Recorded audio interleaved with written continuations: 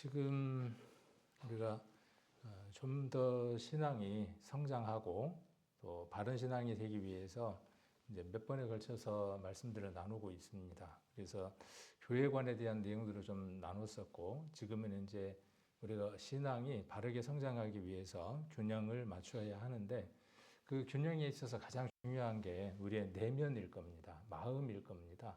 그래서 그 부분을 우리가 좀 더 심도 있게 또 나누기 위해서 말씀들을 이어서 쭉 나누고 있습니다. 그래서 지난주에는 혹시 기억하실는지 모르겠습니다. 지난주에 기억나시나요? 혹시 기억하십니까? 지난주 본문. 그 이제 주일이었고, 수요일. 수요일 날 한번 이제 이럴 때 한번 이렇게 살짝 노트를 또 한번 이렇게 살펴봐도 되고, 내 기억력을 좀 한번 테스트를 한번 해봐도 되고, 내 기억력은 한계가 있구나. 그래서 메모가 필요하겠구나라고 이렇게 또 간략하게 메모하는 습관을 가지면 더 좋습니다. 베드로전서 5장 8절부터였나요? 그래서 제목이 뭐였습니까? 제목이? 근데 오늘 제목은 뒤바꿨네요. 머리가 되게 좋죠. 지난주 설교하고 제목이 바뀌었죠. 근신하고 깨어라였는데 오늘 설교 제목을 살짝 뒤바꿨습니다. 깨어 근신하라라고 이렇게 이제 바꿨습니다.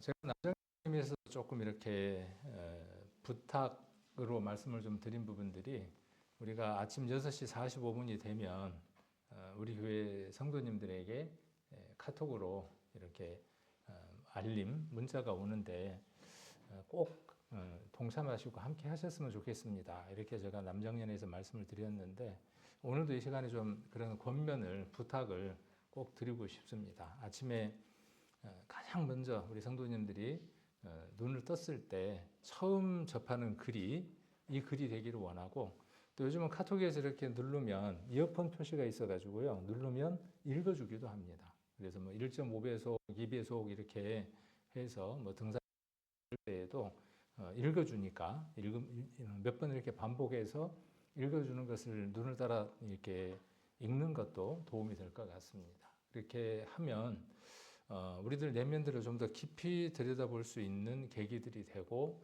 그리스도를 닮아가는 이 상화의 과정에 좀 더 우리가 깊이 동참할 수 있지 않을까 하는 생각을 한번 해봅니다. 그래서 지난번에는 우리가 로기스 모의에 대해서 지금 한번 살펴봤었고요. 로기스 모의가 좀 어렵다 그러면 그냥 개똥철학이라고 이야기하면 된다 그랬죠. 사람들은 다 뭘 갖고 있습니까? 자기 나름대로의 개똥철학을 갖고 있습니다. 그 개똥철학이 하나님 앞에 쓰임새가 있다고요, 없다고요? 아무짝에도 쓸모가 없다는 거죠. 그러면 우리에게서 그런 개똥철학들이 하나님을 대적하는 모든 이론들이 무엇인가를 하나씩 발견해 가는 삶들이 필요하겠죠.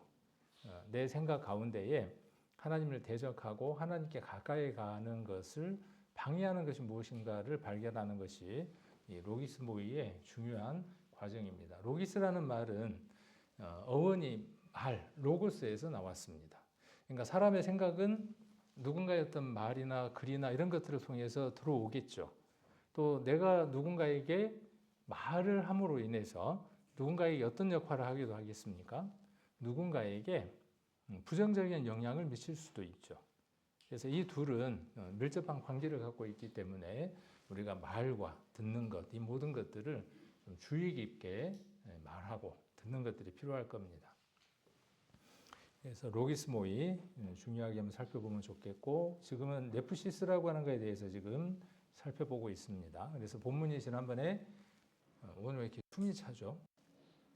말을 하는데 숨이 되게 차는데. 지난번에 베드로전서 5장 8절 말씀을 가지고 네프시스라고 하는 것, 네포, 그다음에 네포 사태, 뭐 네포시스 이렇게 지난번에 조금 이야기를 했었습니다. 그래서 이 부분에 대한 것들을 우리가 조금 더 살펴보고 있고요. 다음에 이제 또 이 부분을 우리가 살펴보게 되겠죠. 헤시키야에 대해서 살펴보고, 그래서 이렇게 반시기 방향으로 한번 살펴보도록 하겠습니다. 우리가 지난번에 베드로전서 5장 8절로 9절 말씀을 가지고 근신하라 깨어라 이 말씀을 가지고 우리가 살펴보는 시간을 가졌습니다. 그래서 우리가 고난을 당하고 있는데 세상을 살아가면서 고난을 당하는데 그 고난이 돈이 없어서 당하는 고난도 아니고 세상 사람도 당하는 것이죠. 또 건강이 없어서 당하는 고난도 아니고 성도가 동일한 고난을 당하는 줄 압니다라고 이야기를 하고 있는데 이 동일한 고난은 어떤 것이냐 하면 이 우는 사자처럼 삼킬차를 찾는 이 사단이 무엇을 하는 거죠? 미혹을 하고 생각을 던져 넣는 거죠.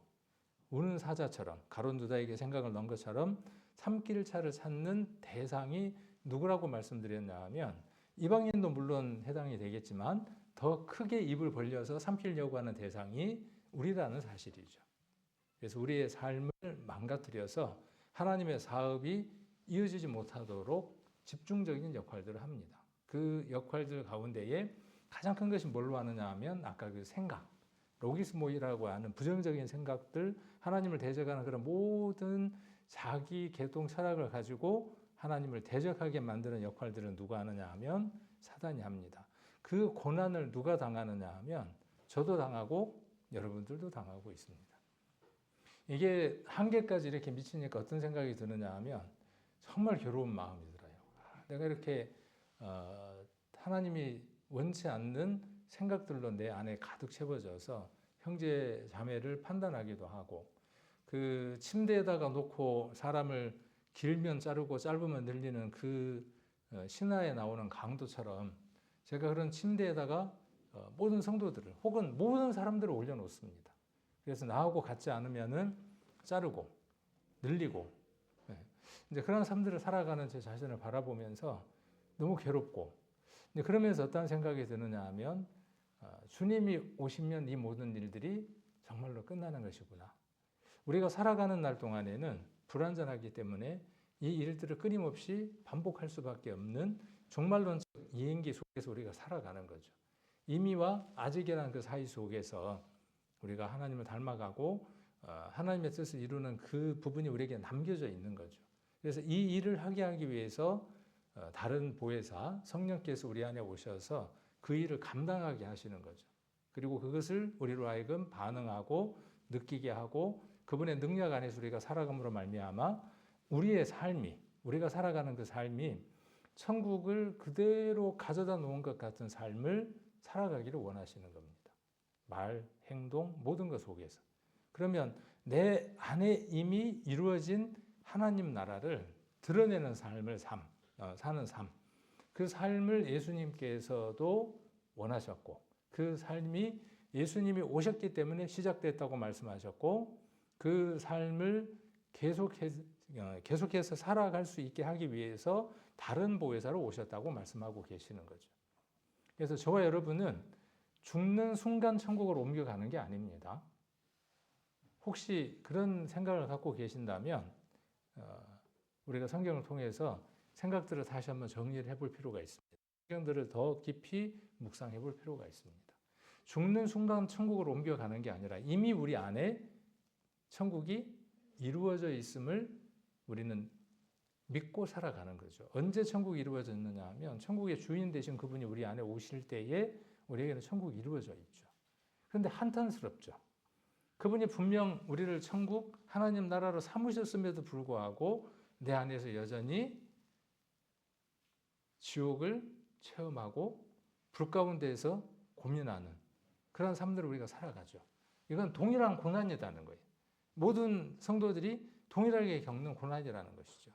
그 속에서 우리가 그리스도를 붙들고 살아가는 삶을 통해서 우리는 좀 더 그리스도를 닮은 삶으로 옮겨갈 수 있고 나아갈 수 있고 하나님 나라를 더 많이 드러낼 수 있는 삶이 된다는 거죠. 그래서 이런 부분들을 우리가 좀 더 관심을 가지고 살펴보고 살아갔으면 좋겠다는 생각이 들어서 이 말씀들을 나누고 있습니다. 그래서 근신하라 깨어라라고 이야기를 하고 있고 믿음을 굳건하게 하는 게 대적하는 방법이라고 말씀을 드렸습니다. 그래서 이 모든 그 고난에서 우리가 사단을 대적하는 방법은 우리의 믿음을 굳게 하는 거다라고 하는 말씀을 드렸고 그래서 이렇게 단어를 좀 어려운 단어를 이야기를 했습니다. 뭐 근신하라, 네프 사태라고 이야기를 했고, 깨어라, 그레고레 사태라고 말씀을 드렸고, 그래서 이런 것들을 말씀을 드리는 이유가 무엇 때문에 그러냐 하면 이런 단어들이 갖고 있는 의미들이 우리가 가지고 있는 단어의 의미와 조금 더 깊은 내용을 담고 있기 때문에 이 단어를 통해서 우리가 성경을 깊이 우리가 얻은 구원들을 우리가 살아가려고 하는 그 내용들을 더 깊이 이해를 해보자는 뜻에서 이런 단어를 살펴보고 있습니다. 그래서 아우리스트 이 시제라고 하는 것은 독특한 시제라고 말씀을 드렸죠. 그죠? 이 용어는 일어나죠. 예를 들어서 안전뱅이가 일어났습니다. 일어났는데 안전뱅이가 다시 주저앉나요? 그 안전뱅이가 두 다리에 힘이 생겨서 굳건하게 됐습니다. 그 단어입니다.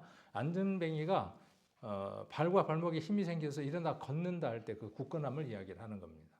우리가 그러한 존재였던 사람들이 그리스도의 그 손길로 말미암아 우리가 일어났습니다. 에게 이르러 일어나서 우리가 굳건한 삶을 살아갈 수 있는 사람이 됐는데 그렇게 일어난 것은 그때로부터 한 번 이루어진 동작인데 그 동작이 어떻게 되는 거죠?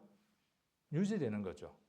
우리의 복음이 우리의 구원이 한 번의 구원으로 단번의 그 구원으로 말미암아 영원한 속죄가 지속되는 것처럼 그러한 내용들을 이 단어 속에서 포함되고 있다는 것을 좀 전달하고 싶어서 그러니까 우리가 얻은 이 구원이 이론이나 또 누군가의 어떤 사상이나 우리 교회만의 독특한 교리가 아니라 이미 성경 속에 이 내용을 잘 기록하고 있음을 우리가 알고 확신을 갖고 우리가 정말 명품의 믿음을 갖고 있다. 그래서 우리가 명품의 삶을 살아갈 수 있는 사람들이다 하는 것들을 여러분들이 확정하시라고 이런 말씀을 드리는 겁니다. 오늘 본문은 데살로니가 전서 5장을 한번 보겠습니다. 데살로니가 전서 5장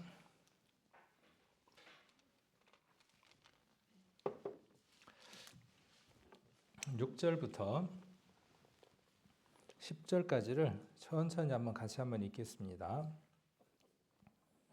그러므로 우리는 다른 이들과 같이 자지 말고 오직 깨어 근신할지라. 자는 자들은 밤에 자고 취하는 자들은 밤에 취하되 우리는 낮에 속하였으니 근신하여 믿음과 사랑의 흉배를 붙이고 구원의 소망의 투구를 쓰자.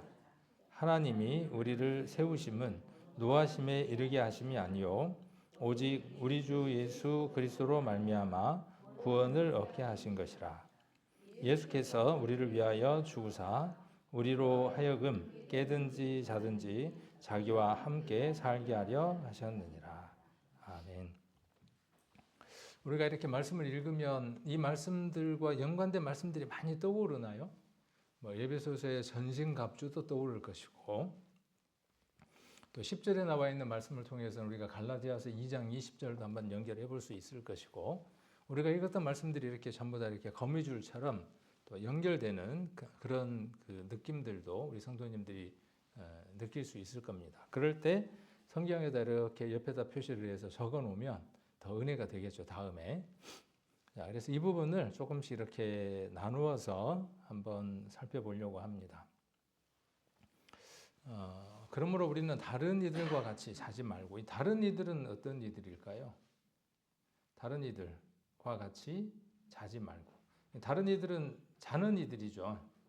그러면 우리는 어떤 자들이어야 된다고 지금 이 데살로니가 전서에서는 말하고자 하는 거죠, 바울이. 우리는 자면은 안 되는 사람이라고 지금 이야기를 하는 거죠. 집에 가셔서 이제 주무셔야 되는데 어떻게 하실 겁니까? 그런 잠을 지금 이야기하는 게 아니죠. 그런 잠을 이야기하지 않는다는 것을 우리는 잘 알고 있습니다. 이 부분은 뒤에 결론 부분에서 좀 더 자세하게 다루도록 하고 7절부터 좀 내용들을 살펴보려고 합니다. 자는 자들은 밤에 자고 취하는 자들은 밤에 취하되. 그러니까 취하는 일은 밤에 하는 일인 것 같아요. 그래서 주로 술 먹고 그 한쪽 다리를 들고 소변을 보고 하는 그 일들은 낮에 하는 일은 잘 아닌가 봐요. 밤에 하는 일인가 봐요. 네, 주로 밤으로 하는 일인가 봐요. 그러니까 밤에 하는 일을 밤의 특징, 밤에 하는 일의 특징을 지금 나열하고 있는 거죠. 자는 자들이라 그랬어요.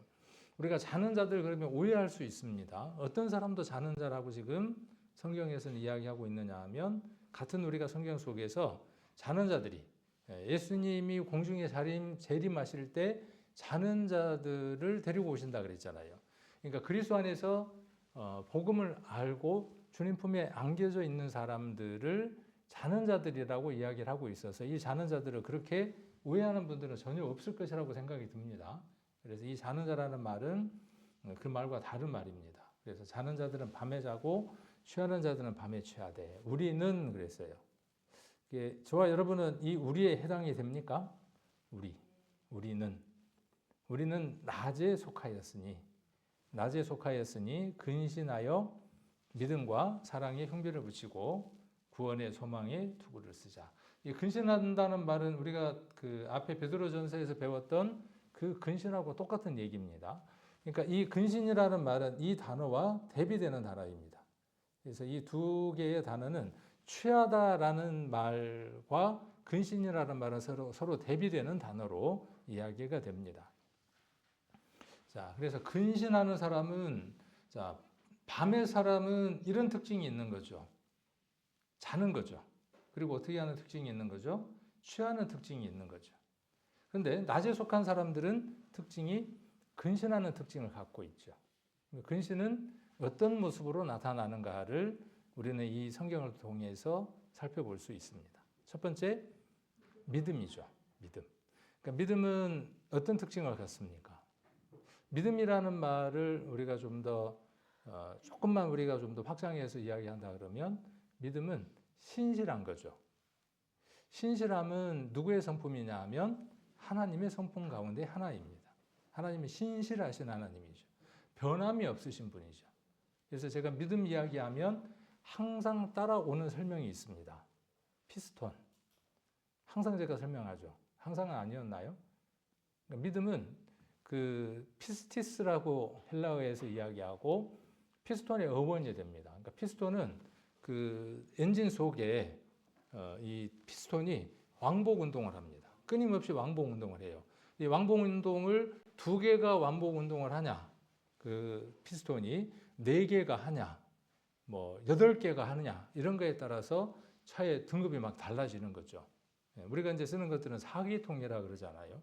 걔가 4개가 아래 위로 계속 움직이면서 이 직선 운동을 뭘로 만들어 주느냐 하면 원 운동으로 만들어서 자동차 기아를 넣으면 1단, 2단, 3단. 요즘은 이제 오토잖아요.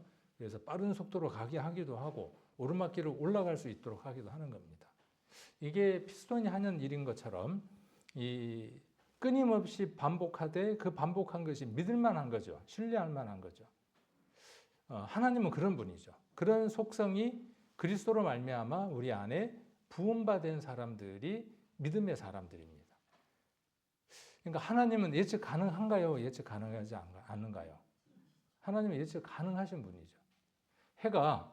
해가 겨울철이면 몇 시에 떠서 몇 시에 진다는 것 예측 가능하잖아요. 겨울과 여름이 다르죠. 그래서 우리가 이제 동절기가 되니까 예배 시간을 7시 20분으로 바꿨잖아요. 그러니까 시간이라든가 이 모든 것들은 신실한 거예요. 이렇게 기준치가 변하지 않는 거죠. 저와 여러분은 그런 성품을 받은 사람들입니다. 내 성품은 어떤 성품이냐 하면 하루에도 죽을 끓는 것처럼 변덕이 심한 성품이에요. 그렇죠? 조금만 좋으면 어떻게 됩니까? 조금만 좋으면 미쳐 날뛸 것 같아. 조금만 추우면 뭐라 그래요? 이놈의 땡땡 날씨가 우리 입에서 나오는 말들 한번 보면 조금만 추워도 조금만 더워도 조금만 배고파도 조금만 힘들어도 그 성품이 무엇을 만들어내느냐 하면 우리 입술의 열매를 만들어냅니다. 그런데 그리스도인들의 성품 가운데 이 믿음이라고 하는 것은 예측 가능한 것이고 신실한 것이에요. 그리스도인이라는 말은 그리스도를 닮은 사람이라는 말이잖아요. 그러니까 세상 사람들은 그리스도인에게서 무엇을 원하느냐 하면 무엇을 예측 가능하게 보느냐 하면 그리스도를 닮았을 것이라고 보는 겁니다. 그렇죠? 저와 여러분에게 믿음이 있다는 얘기는 그리스도를 향한 믿음, 그리스도가 주신 믿음이 있기 때문에 그 믿음을 가진 자는 내가 예수님을 믿습니다. 식사할 때 기도하고 식사하고 누군가에게 그런 고백을 하고 하는 것은 내가 그리스도처럼 하나님처럼 완벽하지는 않지만 당신들보다는 믿지 않는 당신들보다는 내가 더 충분히 예측 가능한 사람입니다. 라고 하는 것을 보여줄 수 있는 사람. 그런 성품을 가진 사람이 믿음의 사람이라는 뜻이겠죠. 그래서 우리는 믿음, 그러면 이런 부분들을 한번 우리는 점검해 봐야 됩니다. 로기스 모의에서 이런 부분들이 있는가 없는가 우리는 돌아봐야 할 필요가 있습니다. 자, 그 다음 사랑에 흉배를 붙이고 그랬죠. 흉배는 뭐가 흉배죠? 요 성경에서 우리가 떠오르는 성경 구절, 어떤 성경 구절이 떠오르나요? 우리가 에베소서에 나오는 6장에 나오는 전신갑주가 떠오르죠. 그러니까 흉배는 뭐냐 하면 적의 화살이나 칼이나 이런 것들을 막을 수 있는 보호 장비가 뭐냐 하면 흉배입니다. 가슴에다 이렇게 차는 보호 장구죠. 사랑이라는 흉배를 붙이는 겁니다. 그리스도께서 이루신 그 사랑이 우리들 심령 가운데 부음바 되어져서 그것으로서 우리는 방어하는 거죠. 우리 몸 안에 피해가 뭐 여러 가지 기능하는 것들이 있다며요. 적혈구도 있고 뭐 백혈구도 있고 뭐 여러 가지가 있다며요. 그 중에 하나가 외부에서 적이 들어오면 균이 들어오면 어떤 세포가 있대요. 들어오면은 따뜻하게 안아주면서 녹이는 세포가 있다면서요. 우리 몸 안에. 신기하죠. 그러니까 그리스도의 사랑은 어떤 것이냐 하면 무엇이든지 녹일 수 있는 힘이 있는 겁니다. 이제 이런 것을 마음 가운데 품고 또 교제를 하고 살아가려고 하면서 저 안에 이 사랑이 없는 것들을 많이 봅니다. 그리고 만들어서 하려고 하는 사랑들이 덜어 있을 때가 있어요. 그래서 만들어서 사랑을 하기도 합니다. 사랑하는 것처럼 내가 사랑하는 것처럼 만들어서 사랑을 하기도 합니다. 녹이지 못하니까요. 쌓이고 쌓여서 나중에는 내가 그래도 이만큼 헌신하고 이만큼 희생하고 이만큼 양보하고 이만큼 참고 있는데 왜 못 알아주지? 그런 마음이 내 마음 가운데에 가득 채워질 때가 있어요. 그러면 이제 뭘 못한 거죠? 지금 우리가 하려고 하는 남북시에서 초반부터 문제가 생긴 거예요. 처음부터 그 문제에 시작점이 있는 거죠. 사랑의 흉배는 그리스도의 사랑으로 모든 것들을 다 감당할 수 있는 커다란 그릇과도 같습니다. 우리의 사랑의 그릇이 얼만큼 크냐 하는 것에 따라서 내 사랑의 크기가 우리 성도님들의 그 사랑의 크기보다 크면 나눌 수 있는 거죠. 그렇지 못하면 갈등이 생기죠. 그리스도의 사랑은 아담 때부터 시작해서 인류 마지막까지 태어날 모든 문제를 모든 사람을 사랑할 수 있는 그 사랑의 크기를 갖고 계셨던 분이죠. 그 사랑이 우리에게 부음받았다는 거예요. 내 안에. 그래서 이것으로 흉배를 붙이고 그 다음 뭘 쓰는 겁니까? 구원의 소망의 투구를 쓰는 거죠. 믿음, 사랑, 소망 여기서 많이 들은 것 같죠. 바울은 여러 교회 편지를 쓰면서요. 다양한 패턴으로 믿음, 사랑, 소망이라는 말을 이야기를 합니다. 우리 고린도 전서에서도 이 믿음, 소망, 사랑에 대한 이야기를 하죠. 그러니까 이 글을 통해서 우리가 뭘 알 수 있어요? 아, 이 서신은 바울이 쓴 서신과 유사하구나. 내게 같구나 하는 것들을 알 수 있게 되죠. 구원의 소망의 투구를 쓰는 거예요. 이건 어떤 걸까요? 구원의 소망의 투구는 어떤 걸까요? 헬멧을 하나 써야죠. 뭘 탈 때? 오빠 타! 해가지고 바라바라 바라방 하려면 뭘 써야 됩니까? 앞에도 헬멧 쓰고 뒤에도 헬멧 써야 될 거 아니에요. 뭐 때문에 헬멧을 쓰는 겁니까? 여기 이제 중요한 건 가슴이잖아요. 심장이 문제가 생긴다든가 그러면 치명상을 입는 거고 그 가운데 머리는 어떻습니까? 더 위험하잖아요. 그러니까 뭘 써야 하는 거죠? 투구를 써야 하는 겁니다. 헬멧을 써야 해요. 하이바? 하이바 아니죠. 헬멧입니다. 헬멧을 써야죠. 그 헬멧의 이름이 구원이라는 헬멧. 가슴에 흉배를 붙이는데 그 흉배의 메이커가 사랑. 자, 그런데 어떤 투구냐 하면 구원의 소망의 투구예요. 전도 집회가 이제 얼마 남았습니까? 따복 다가보니까요. 이게 막 심장이 막 조여와요. 누군가 한 분 모시고 와야 될 텐데. 성도들에게만 모시고 오십시오. 그렇게 하는 사람이 되지 않으려면 저도 누군가에게 이야기를 하고 모시고 와야 될 텐데 가슴이 막 조여옵니다. 그리고 집회를 준비하는 강사를 위해서 제가 이제 서보니까 알잖아요. 그 준비하는 과정이 얼마나 힘들지. 그래서 11월 달 그 수요 설교도 빼드렸어요. 조금 더 말씀에 집중하라고. 그래서 참 많은 기도가 돼요. 정말 말씀을 준비해서 정말 우리 교회 전도 집회만큼 또 강사들만큼 저 혼자 이야기하면 그런 말을 못 하는데 여러 강사가 준비를 하는데 명품 전도 집회예요.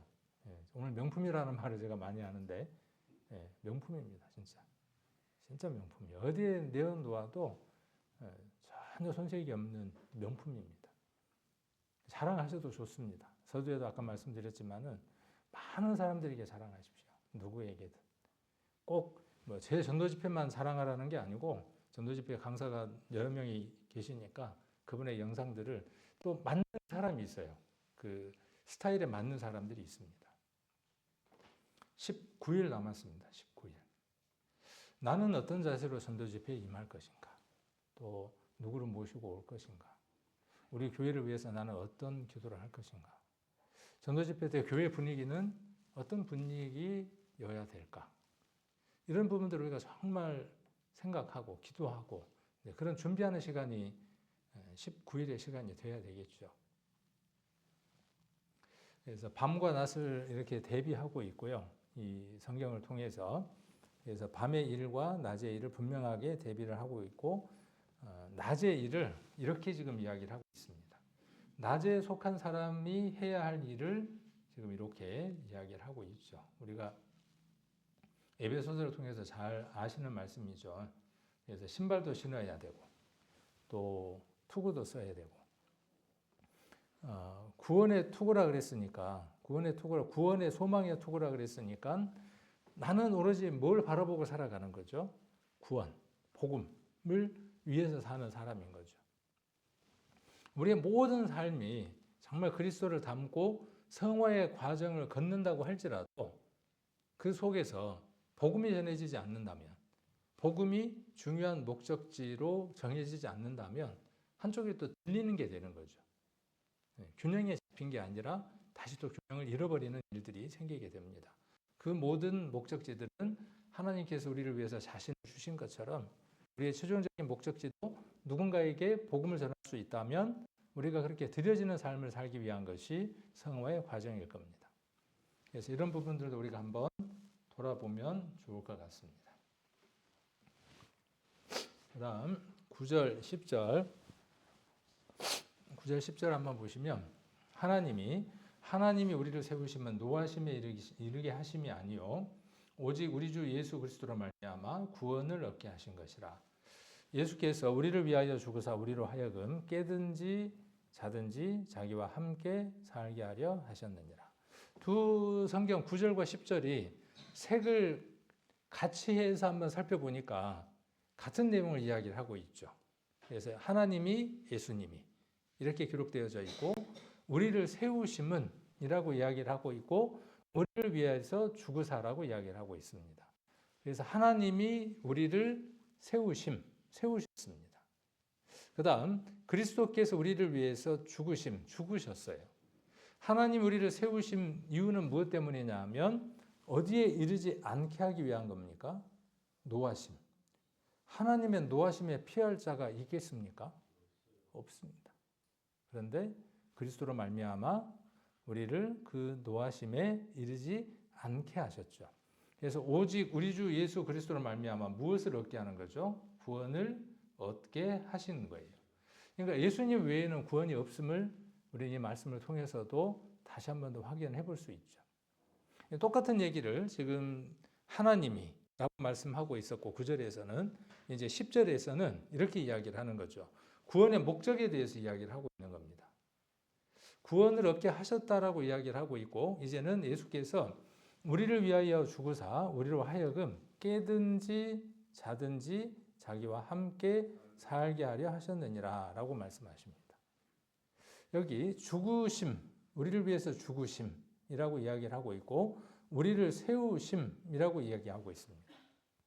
이 세우심이라는 말이 꼭 어떤 느낌이 들어요? 그냥 우리가 읽을 때 세운다라는 말은 그냥 여러 가지를 생각해 볼 수 있을 텐데 안전자를 세웠다라는 뜻도 될 거고 뭔가 건물을 세운다는 어떤 의미도 될 수 있고 그렇게 우리가 이해를 할 수 있는데 이 세운다라고 하는 말 안에는 동일하게 어떠한 말이 함께 포함되어 있냐 하면 이 죽으심에 대한 내용을 세우심이라고 하는 것으로 표현하고 있다는 겁니다. 그래서 우리를 세우셨다라는 말은 어떤 뜻이냐 하면 우리를 세우시기 위해서 그분이 어떤 일을 하셨는가가 이 세우심이라고 하는 단어 속에 함축되어 있다는 거죠. 우리가 하나님 앞에 서게 하기 위해서 우리가 하나님 앞에 설 수 없는 자죠. 그분을 향해서 우리가 얼굴을 들 수 없는 자인데 그분을 향해서 우리가 세우심을 입은 것은 누구 덕분이냐 하면 그리스도 덕분이라는 거죠. 이 디돔이라는 단어가 있습니다. 헬라어에 디돔이라는 단어가 있는데 디돔이라는 말은 내어주다 그런 뜻입니다. 바로 유다가 예수님을 누구에게 내어줬습니까? 파라디돔이 그 누구에게 유대인들에게 내어줬잖아요. 그때 디돔이라고 이야기를 합니다. 예수님은 자기 자신을 어떻게 하셨습니까? 자기 자신을 속죄물로 디돔이 내어주셨어요. 근데 그 단어보다도 좀 더 큰 의미의 단어 디테미라고 하는 단어를 쓰고 있습니다. 그러니까 디돔이 그 다음에 티데미 거의 같은 발음도 약간 좀 비슷한가요? 발음이 틀린가요? 그래서 세우심이라는 말은 여러 뜻으로 쓰이는 동사입니다. 그래서 문맥에 따라서 여러 가지로 번역이 될 수 있는데 첫 번째는 두다, 놓다. 그래서 포도주를 먼저 두고라고 이렇게 번역할 수도 있고 그 다음에 성령이 너희를 감독자로 세운다고 할 때 이렇게 임명하다라고 하는 뜻도 갖고 있는데 이 가운데에서 어떤 뜻으로 많이 쓰이느냐 하면 내어놓다, 바치다, 주다 라는 뜻으로 많이 기록되어 있습니다. 이 단어는 어디에 유독 많이 쓰이느냐면요. 요한복음에 보면 아주 많이 쓰였습니다. 이 티뎀이라고 하는 단어가 요한복음 한번 보겠습니다.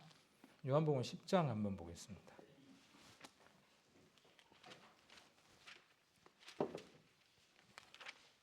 요한복음 10장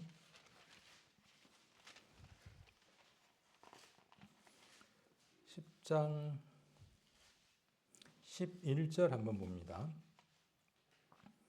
나는 선한 목자라 선한 목자는 양들을 위하여 목숨을 버리거니와 이 목숨을 버리거니와라는 말이 티데미입니다. 티데미.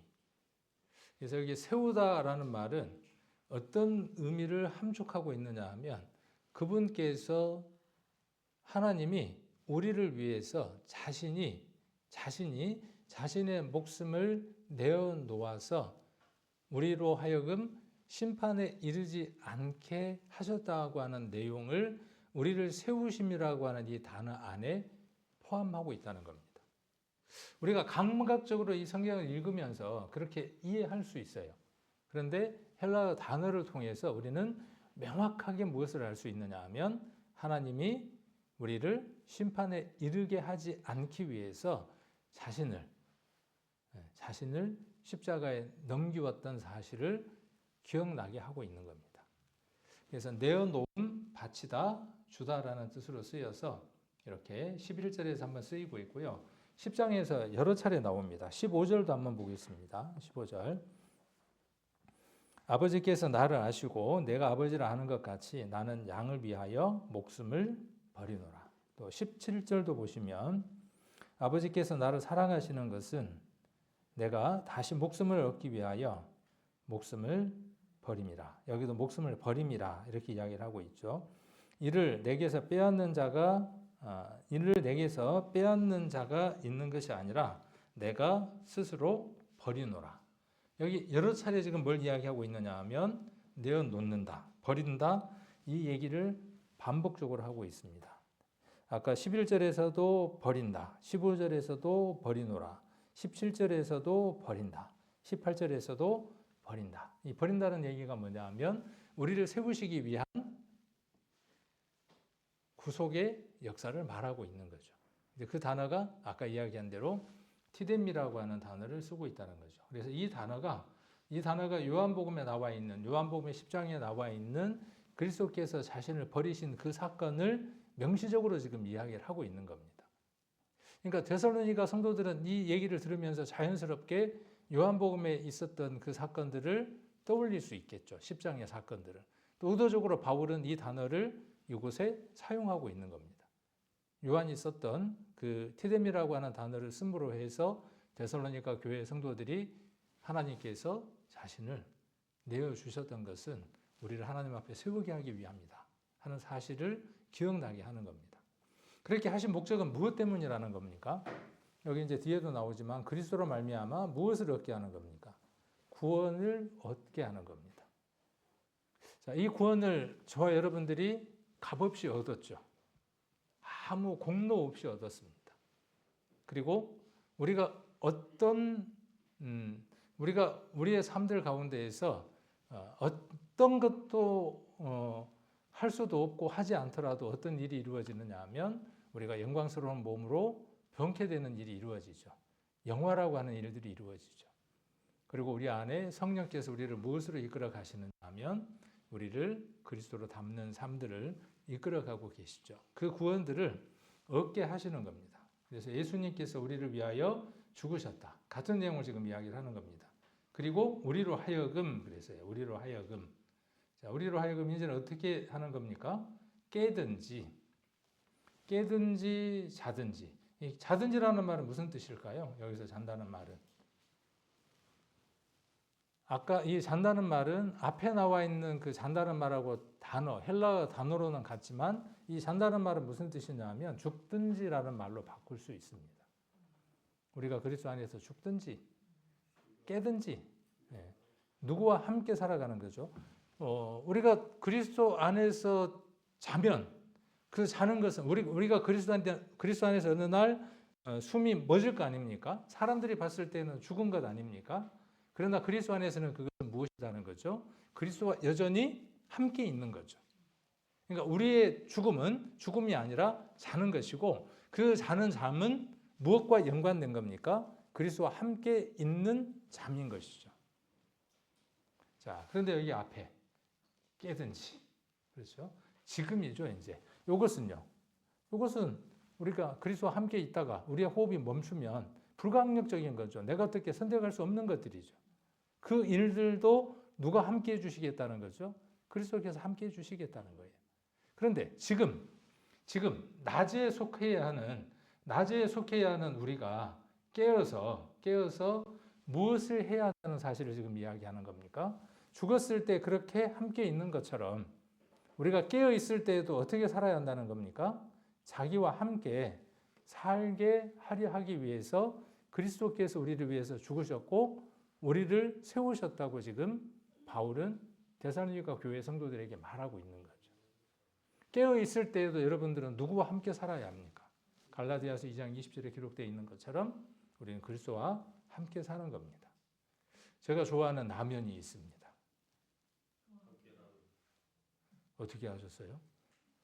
제가 항상 즐겨 먹는 라면인데 저도 여러분들도 좋아하십니까? 네. 얼마 전에 삼양라면이 36년 만에 다시 나왔다던데. 근데 그 맛이 아니라 그러대요. 근데 우리가 먹는 라면은요 질리지도 않고요. 네. 얼마나 맛있는지 모릅니다. 얼마나 맛있게요 누가 그러던데. 먹어보는 사람만, 먹는 사람만, 먹고 있는 사람만 압니다. 아침에 여러분들이 눈을 떴을 때 우리가 깨면 여기 있는 그 깨는 것 말고 우리가 잠이 들었다가 깰 때 가장 먼저 듣는 소리가 무엇입니까? 휴대폰 알람 소리? 그렇겠죠. 휴대폰 알람 소리가 나를 깨울 테니까 그 알람 소리 다음에 여러분들은 나묵시를 한번 하기를 간절히 한번 도전해 보십시오. 그 시간에 깨어서 세수 먼저 하지 말고 내가 세수하고 정신을 차리고 그다음에 이걸 난다 하는 것보다는 그것도 좋지만은 그러면 그다음 또 다른 일들이 밀려와요. 그냥 일어나서 가볍게 6시 45분이면 일어나 계시는 분도 계실 거고 아직 잠자리에 계신 분들도 있고 패턴이 이제 사람마다 다르니까 그래서 일어나서 짧지는 않습니다. 절대로 짧은 글은 아니에요. 그렇다고 해서 또 긴 글도 아닙니다. 이렇게 읽으면 그리고 그것을 막 그 학교 공부처럼 팔려고 하는 게 아니잖아요. 내게 생명이 되게 하려고 하는 거니까. 잔잔하게 소리 내서 읽어도 괜찮고 5분도 안 걸릴 겁니다. 5분도. 그리고 또 시간이 있을 때마다 한 번씩 우리가 그 내용들을 꺼내서 읽어본다면 그리고 이게 되는 분들은요. 이거 하시는 분들은 자기가 읽는 성경이 또 따로 있을 겁니다. 저 같은 경우도 그렇거든요. 정해놓고 읽는 또 성경들이 또 따로 있어요. 아마 여장년에도 그렇고 남장년에도 그럴 겁니다. 그래서 우리로 하여금 우리의 시선이 어디로 향하게 하느냐 하면 위로 향하게 만듭니다. 아침에 그 5분의 시간이. 그렇지 않으면 우리의 시선은 어디를 향하느냐 하면 아래를 향합니다. 제가 여장년에서 이런 말씀을 한번 드린 적이 있는데 그리스도께서 우리 안에 계시잖아요. 그러면 이제 이렇게 한번 설명을 해볼 수도 있어요. 우리가 보는 그 시선은 그리스도께서 보시는 시선이기도 해요. 내가 무엇인가를 본다는 것은 그리스도께서 그것도 함께 보신다는 뜻도 됩니다. 내가 무엇인가를 듣는다는 것은 지금 그리스도께 내 귀를 통해서 무엇인가 들리게 한다는 뜻일 수도 있습니다. 내가 입을 열어서 말하는 것은 그리스도의 뜻을, 그리스도의 말을 대변하는 것일 수도 있어요. 그래야 되겠죠. 그래서 이것은 한 번 됐다고 해서 다음날 또 되는 일은 아니에요. 그래서 훈습입니다. 훈습. 훈련하고 습관을 기르지 않으면 되지 않는 일입니다. 그래서 서로 전화해서 오늘 내용이 뭐였는데 한번 읽어봤어?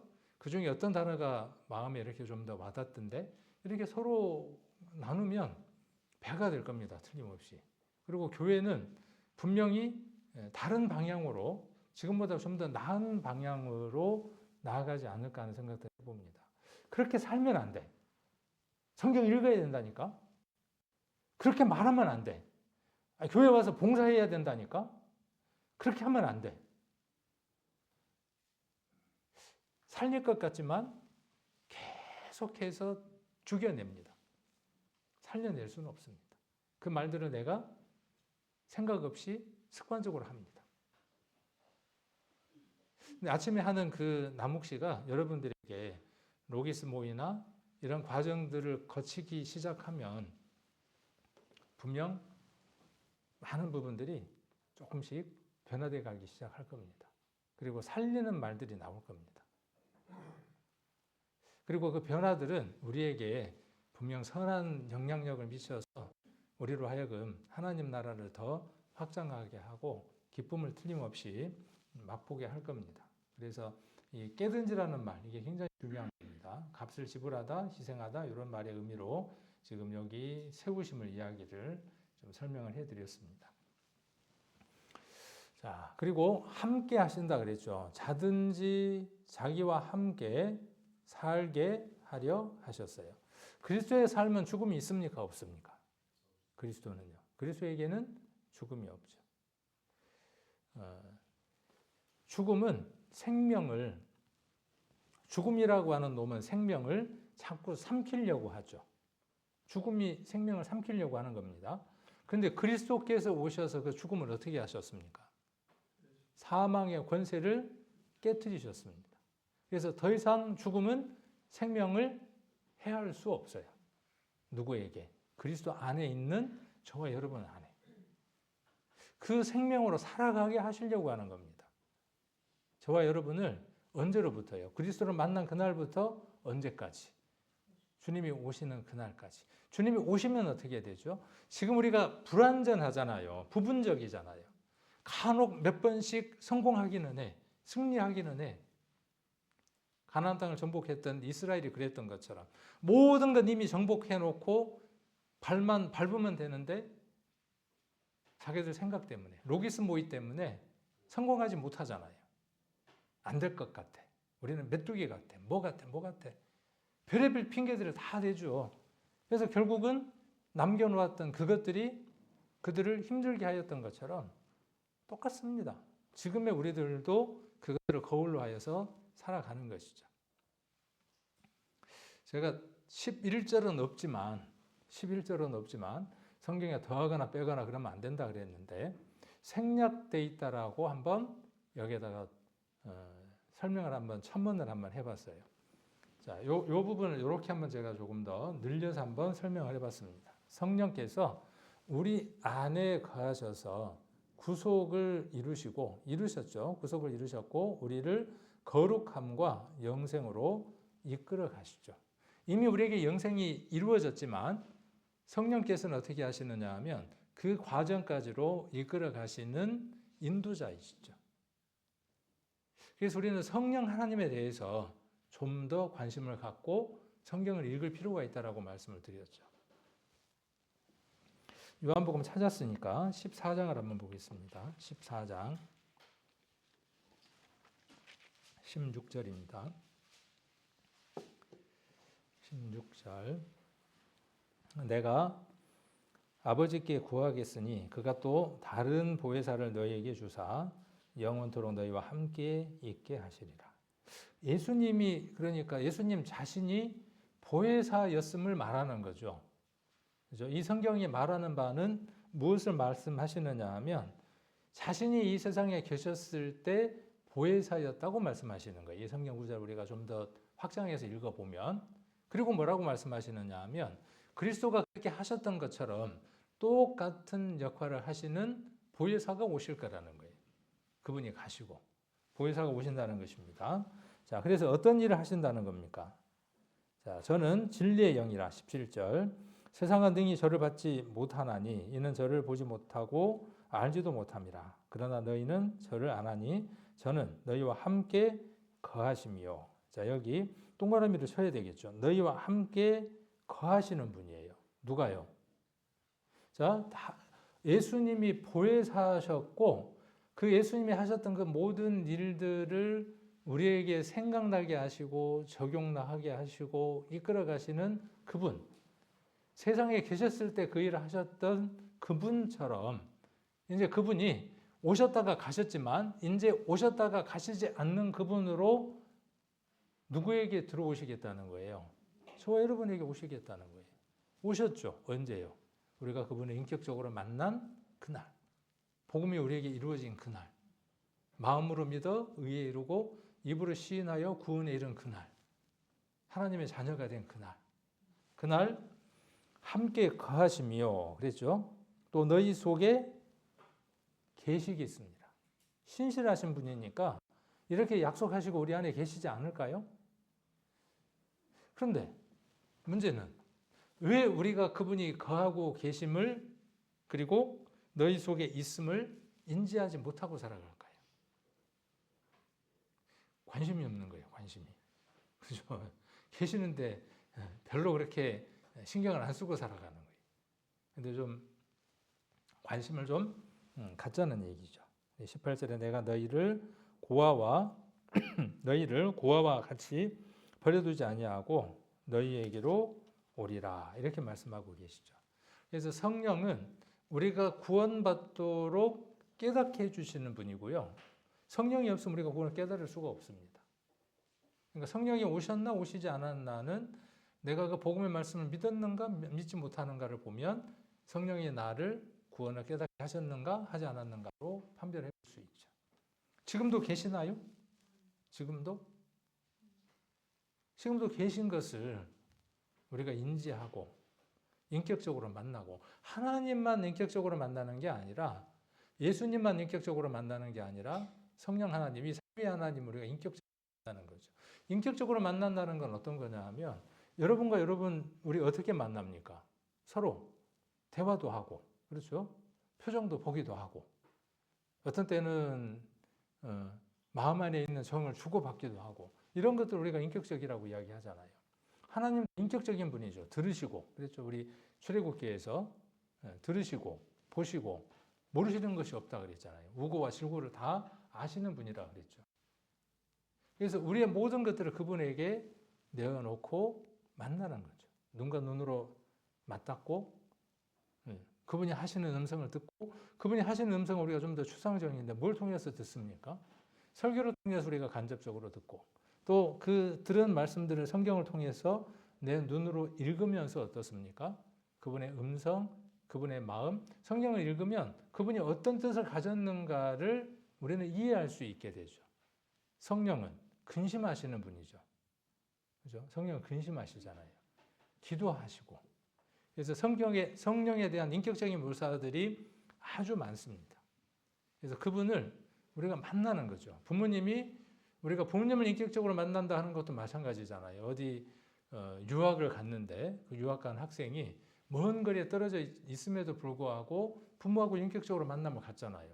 아, 우리 엄마가 나를 위해서 걱정하실 텐데, 부모는 걱정해서 또 맛있는 걸 보내기도 하고, 자식은 걱정이 되니까 한 번씩 또 메일을 보내기도 하고, 또 뭐 이렇게 그 줌이나 이런 걸 통해서 얼굴을 보기도 하고, 그런 만남들을 갖잖아요. 보여주고 듣고 하는 것처럼. 이런 부분들이 그냥 추상적인 것들이 아니라 우리의 삶들 가운데에서 그분을, 삼위의 그 하나님을 만나는 그 만남들이 잦아야죠. 자주 있어야죠. 자주 만나면 어떻게 되냐면 물이 들겠죠.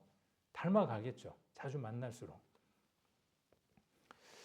자, 그래서 6절 아까 뒤에 말씀을 드린다고 했었죠. 그래서 6절에서 그러므로 우리는 다른 이들과 같이 자지 말고 오직 깨어 근신할지라 라고 이야기를 하고 있습니다. 그래서 깨어라는 말은 지난번 말씀드렸던 것처럼 그레고레오라고 하는 동사에서 나와서 깨어라 명령, 그레고레 사태라고 하는 명령이 되어졌습니다. 그래서 이 깨어라는 말은 어디에서 유래를 했느냐 하면 에게 이로라고 하는 말에서 형성됐습니다. 그러니까 어원이 그렇다 그 말이에요. 그레고레오 발음이 잘 안 되네요. 근데 이 단어는, 동사는 에게 이로라고 하는 단어에서 나왔다고요. 에게 이로라고 하는 말은 예수님이 많이 사용하셨던 말씀이기도 하고 단어이기도 하고 예수님에게 적용되어졌던 단어이기도 합니다. 예수님이 무덤을 열고 부활하셨죠. 그 부활하셨다고 하는 그 부활에 해당하는 단어가 에게 이로입니다. 그러니까 예수님이 부활하시는 분이고 부활의 능력이 있고 그분 안에 있게 되면 누구든 부활할 수 있다고 하는 그 소망을 주기 위해서 예수님은 많은 이적들을 행하시는데 그 가운데에 안증뱅이들이나 이런 사람들을 데리고 군중 가운데에 오게 하고, 예수님이 그 손을 잡고 뭐라고 말씀하시느냐 하면 에게 이로라고 이야기를 합니다. 안증뱅이에게 뭐라고 이야기하느냐 하면 일어나라고 이야기를 합니다. 우리는 이런 단어들을 통해서 이 구속사의 연결성들을 볼 수 있습니다. 그리스도께서 부활하시고 그 부활하심이 우리에게 적용되어져서 우리도 그들처럼 눌러 앉아서 일어날 수 없는 존재들이었지만 누구로 말미암아? 그리스도로 말미암아 그의 손길로 말미암아 우리가 일어서서 걷는 자들이 될 수 있다고 하는 내용들이 에게이로라고 하는 그 단어 속에 포함되어 있습니다. 예수님이 우리가 죄 가운데 있고 영원한 불목 가운데 던져질 운명일 때 우리에게 그 구원의 손길을 내어주셨죠.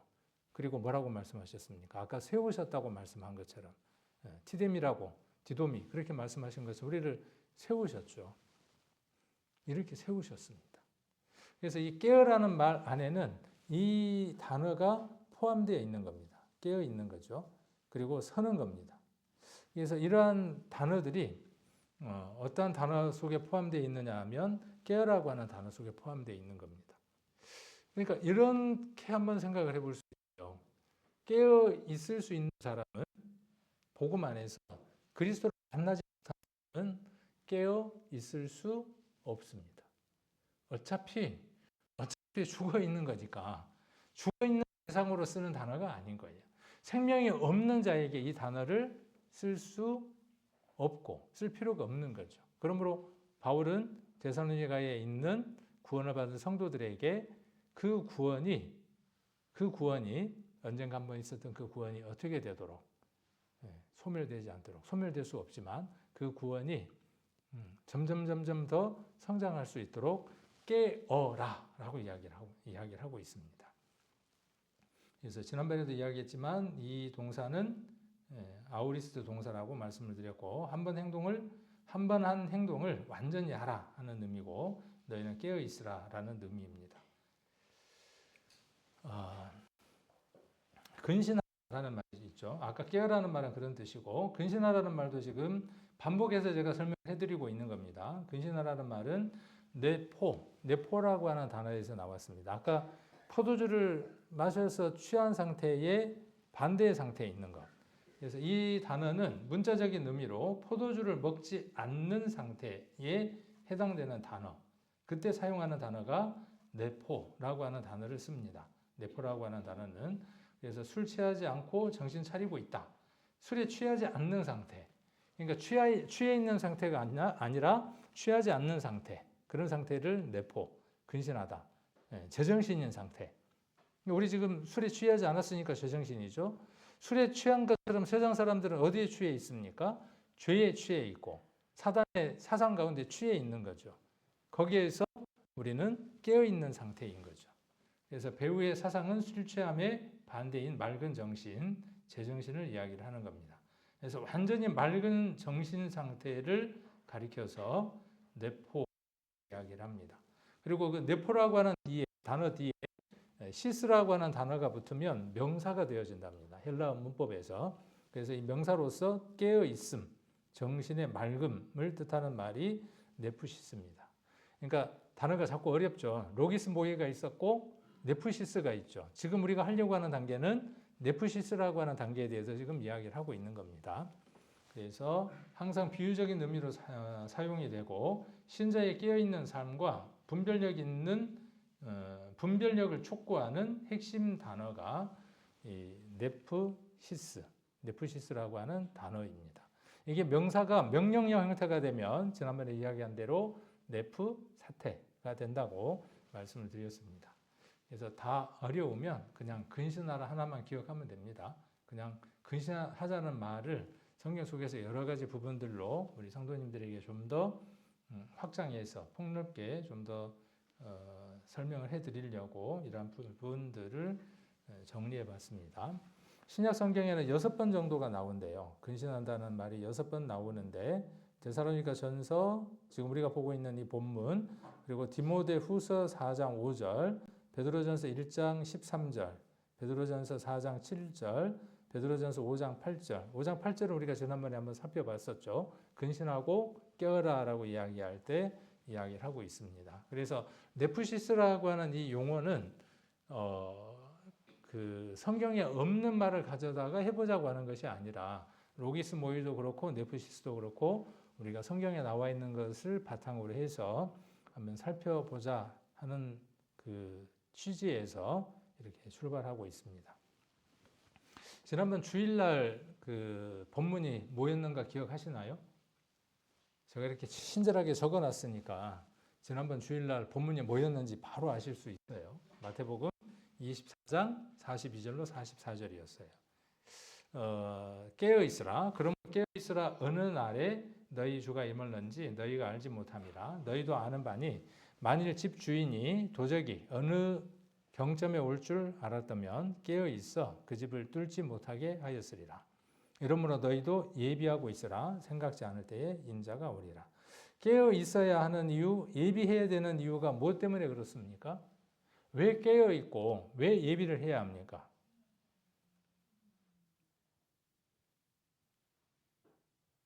왜 여기 지금 이렇게 CCTV를 설치하고 있나요? 도둑이 올 수 있는 가능성이 농후하기 때문에 그런 거죠. 그런데 도둑이 올 수도 있고 안 올 수도 있어요. 카메라를 설치하는 것은. 근데 주님이 다시 오시는 것은 반드시 오시는 일입니다. 어쩌다가 오는 그 도둑님을 위해서가 아니네요. 그 도둑님 때문에 받을 피해 때문에 많은 돈을 투자해서 이렇게 방범이라고 하는 걸 하잖아요. 방범의 목적이 뭡니까? 들어오면 잡잡니까? 들어오지 못하게 하는 겁니까? 들어와서 훔쳐가는데 도둑이야 하면 어떻게 돼요? 잘못하다가 죽는 수도 있어요. 그러니까 애초에 어떻게 하는 거죠? 방범이에요. 들어오지 못하게 어떻게 하는 거죠? 여기 찍고 있으니까 함부로 못 들어와 하고 표시를 하는 거죠. 네프시스의 목적이 어디에 있느냐 하면요. 방범입니다. 들어오지 못하게 하는 겁니다. 들어오고 나면 사태잖아요. 네프 사태잖아요. 그레고레 사태예요. 사태가 좀 심각해져요. 그러니까 사태가 심각하기 전에 어떻게 하는 거죠? 막는 거예요. 그래서 CCTV를 설치하면 반드시 뭘 적게 되어 있냐 하면 몇 시간 가동하는 거 적게 되어 있습니다. 다 찍고 있다는 거 표시를 다 하게끔 되어 있어요. 못 들어오게. 우리도 그렇게 해야 하겠죠.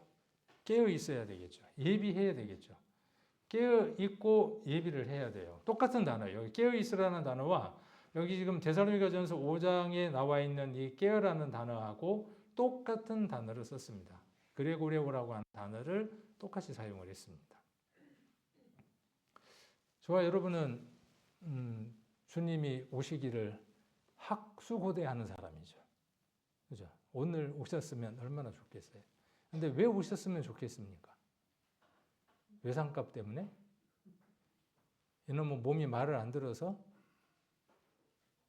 한 번쯤 왜 내가 주님 다시 오시기를 갈망하고 고대한지 우리는 자문자답을 한번 해볼 필요가 있습니다. 왜 내가 주님 오시기를 기다리는지. 그리고 그 대답이 주님 마음을 흡족하게 하는 대답이기를 원합니다. 한번 대답들 해볼 필요가 있어요. 자, 이 부분은 그냥 넘어가도록 하고요. 다음에 한번 살펴볼 수 있도록 하고 오늘 이야기하려고 하는 핵심은 이제 여기에 있습니다. 한번 읽어보면 될 것 같아요. 네프시스의 4단계 사고 점검법이라고 제가 제목을 적었습니다. 그래서 네프시스는 단계가 있어요. 첫 번째 단계가 뭐냐 하면 접근해 옵니다. 어떤 생각들이 접근해 오는데 대체로 내 안에서 생길 때도 있고 외부에서 들어올 때도 있겠죠. 그래서 유혹의 첫 생각이 다가오는 단계입니다. 화를 내야 하겠다는 순간적 감정이 올라오는 상태입니다. 이때 어떻게 해야죠? 이때 방범이 되게 하는 거죠. 방범. 그래서 CCTV 설치하는 것처럼 남욱시라고 하는 걸 하는 목적이 어디에 있느냐 하면 방범에 있는 겁니다. 방범. 사태가 벌어지기 전에 두 번째 대화하는 거죠. 두 번째 들어오면 이제 들어온 단계죠. 이미 그 생각과 머릿속에서 대화하는 단계입니다. 그래, 그 사람이 잘못했지. 내가 화낼 만해. 이게 이제 두 번째 단계입니다. 가룟 유다가 어떻게 했을까요? 가룟 유다가 예수님을 팔 생각을 사단이 넣었을 때 첫 번째 유혹의 단계가 여기 들어오는 거죠. 가룟 유다를 갖고 한번 생각을 해봅시다. 가룟 유다가 무엇 때문인지는 모르지만 그 생각이 들어왔어요. 어떤 환경들이 있었겠죠? 들어옵니다. 두 번째 단계가 뭐예요? 그래, 맞아. 우리 스승님은 파도도 잔잔케 하시고 죽은 자도 살리는데 자기 문제는 알아서 해결하실 분이야. 은 30에 팔아서 은 30도 챙기고 예수님이 다시 살아나시면 많은 사람들에게 기가 막힌 걸 보여줄 수 있을 거 아니야? 라고 대화를 했을 수도 있겠다는 거죠. 한번 가정을 해보는 겁니다. 그래, 그 사람이 잘못했지. 내가 화내면 해. 라고 생각하는 단계. 세 번째 단계는 동의입니다. 그 생각에 동의해서 마음으로 받아들이는 겁니다. 그래서 그 생각이 자기 마음 안에 이제 자리를 잡고 씨앗이 이제 뿌리발이 시작하는 상태가 되는 거죠. 자, 그리고 네 번째 단계가 뭐냐 하면 사로잡힙니다. 그 생각이 마음을 지배하고 행동으로 옮겨지는 단계입니다. 여기는 받아들였죠? 행동으로 옮겨지죠. 그러면 여기에서 이제 뭐가 나타나겠습니까? 30배, 60배, 100배 결실을 하겠죠, 이때는. 그 씨가 들어와서 결실을 할 거 아닙니까? 그래서 네프시스는 네프시스의 목적은 어디에 있느냐 하면 첫 번째 단계에서 바로 차단하는 것을 목표로 하는 겁니다. 여러분의 로기스 모의가 여러분 안에서나 여러분 밖에서 여러분 속에 들어가서 대화하거나 동의해서 행동으로 옮기지 못하도록 접근 단계에서 차단하려고 하는 것이 남욱시의 첫 번째 목적입니다. 한 예를 들어서 한번 보면 이 네프시스가 어떻게 작동하는가를 보면 조금 이해가 될 것 같아요. 이제 부정적인 거예요, 이게. 이거 이제 실패하는 표본이 되겠죠. 자, 접근합니다. 예배 후에 한 성도가 나를 보고 인사를 안 해. 있을 수 있는 일이죠. 분명히 내가 인사를 했는데, 이렇게 인사를 했는데, 분명히 눈이 마주쳤는데도 인사를 안 하고 갈 때가 있어요. 여러분, 그럴 때 혹시 없으신가요? 있죠. 이제 딱 그러면 감정이 올라오죠, 이제. 저분이 나를 싫어하나 하는 생각이 들어와요. 이게 이제 첫 번째 단계죠. 자, 여기에서 막자는 거예요, 여기에서. 뭘로? 말씀 묵상을 통해서. 자, 그리고 두 번째 어떻게 됩니까? 이제 대화를 하는 거죠. 그 상황하고 대화를 하는 겁니다. 지난 주일도 그러더만, 지난번 수요일도 그러더만, 보니까 나를 쌩까는 것 같아. 그리고 어때요? 이제 대화를 하기 시작을 하는 겁니다. 그 다음 동의를 하는 거죠. 세 번째가. 그래, 나를 싫어하는 게 분명해. 그리고 마음을 어떻게 합니까? 딱 굳히는 거죠. 그 다음 어떻게 됩니까? 사로잡히죠. 사로잡히니까 어떻게 해요? 이제 나도 어떻게 해야 되겠어요? 나도 쌩까는 거죠, 이제. 자, 요 단계가 누가 승리하는 단계? 사단이 회개를 부르는 거죠. 우리의 구원은 소실시킬 수 없지만 성령의 역사를 방해하는 거죠, 사단이. 자, 그런데 반대로 차단하는 그리스도께 사로잡힌 복종케 되는 예를 한번 보면 혹시 급하게 가야 할 일이 있었나 보다 라고 생각하는 거죠. 이 생각이 훨씬 더 누구를 위해서도 좋으냐 하면 자기를 위해서도 좋아요, 이 생각이. 자, 사랑은 모든 허물을 덮는다는 말씀을 떠올립니다. 말씀을 떠올리는 거죠. 두 번째가 말씀과 대화를 하는 겁니다. 그리고 동의하는 겁니다. 관계가 회복되길 기도하자라는 결심을 합니다. 그래서 기도합니다. 그 즉시 기도합니다. 눈을 감아도 되고 안 감아도 돼요. 조용히 마음 가운데에 묵상 기도를 하는 겁니다. 하나님, 저 성도와 따뜻한 관계가 되기를 원합니다. 제가 바로 잡아야 될 게 무엇일까요? 마음 가운데 조용히 기도하는 겁니다. 몇 초여도 충분합니다. 그것은. 자, 그리고 어떻게 합니까? 다음 주 먼저 다가가 지난주에 잘 가셨나요? 하고 인사하는 거예요. 쌩까는 게 아니고. 그런데 하고 갈 수도 있어요, 없어요? 있으면 요리 가면 되겠어요? 이쪽으로? 이쪽으로 가야 되나요? 하고 가면 아니죠. 다시 어떻게 하면 돼요? 다시 올라가면 되겠죠. 아직 내 사랑이 그 사랑을 덮을 만큼 크지 못한가 봐. 주님 내게 더 큰 은혜를, 더 큰 사랑을 부어주시기를 원합니다라고 기도하는 거죠. 이렇게 말씀을 드렸더니 되겠어요? 그러더라고요. 되겠어요? 그러더라고요. 되겠어요라고 생각하면 안 된다는 뜻이잖아요. 이건 그리스도께서 간절히 우리들에게 원하시는 일입니다. 성령이 우리 안에서 소원을 두고 이 일들을 행하시기를 원하는 일입니다. 너희 안에 착한 일을 시작하시니가 그리스도 예수의 날까지 이 일을 이루실 거라고 말씀하십니다. 이게 그리스도께서 하시는 착한 일들입니다.